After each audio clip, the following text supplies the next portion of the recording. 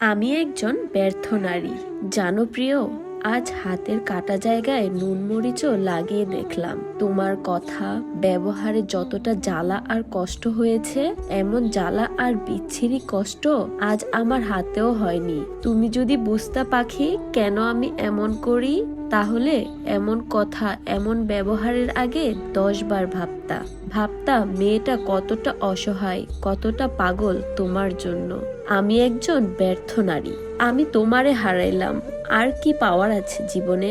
তোমার জন্য কি করিনি আমি? কত পাগলামি, কত যন্ত্রণা, নিজেকে কষ্ট দেওয়ার এমন কোনো উপায় বাদ রাখিনি। তবুও আজ তুমি বললা আমি বেঈমান, আমি প্রতারক, আমি লোভী, আমি অকৃতজ্ঞ।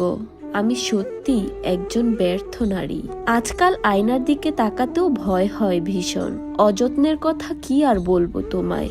বিশ্বাস করো, এখন যদি ভুল করে কখনো আমাদের দেখা হয়, তোমার মস্তিষ্ক আমাকে চিনতে ভুল করবে কয়েক সেকেন্ড। যদিও তুমি আমাকে বলেছিলে হাজার মানুষের ভিড়ের মধ্যেও তুমি আমাকে খুঁজে বের করতে পারবে শুধু গন্ধ চিনে। আজ তুমি অবাক চোখে তাকিয়ে আফসোসের সাথে বলবে, এই কি হাল করেছ নিজের। তবুও আমি একজন ব্যর্থ নারী। যে আমি এক সময় গর্ব করে বলতাম আমার চোখের নিচে কালো দাগ পড়েনি কখনো, সেই আমার চোখের নিচে এখন কালবৈশাখী ঝড়ের আগে আকাশের বিদঘুটে অন্ধকার।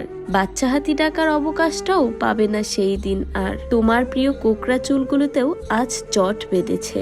আমি আসলেই একজন ব্যর্থ নারী। এইসব তোমাকে ছোবে না কোনোদিন জানি, তবে আজ বলবো তুমি খুঁজে দেখো সারা পৃথিবীতে বাবা মায়ের পরে তোমাকে যদি কেউ আমার চেয়ে বেশি ভালোবাসে, তবে তুমি তার কাছেই থেকে যেও। তবে একটা কথা মাথায় রেখো প্রিয়, কেউ তোমাকে এই পৃথিবীতে স্বর্গসুখ এনে দিলেও আমার শূন্যতা তোমাকে কখনো পিছু ছাড়বে না। মিলিয়ে নিও।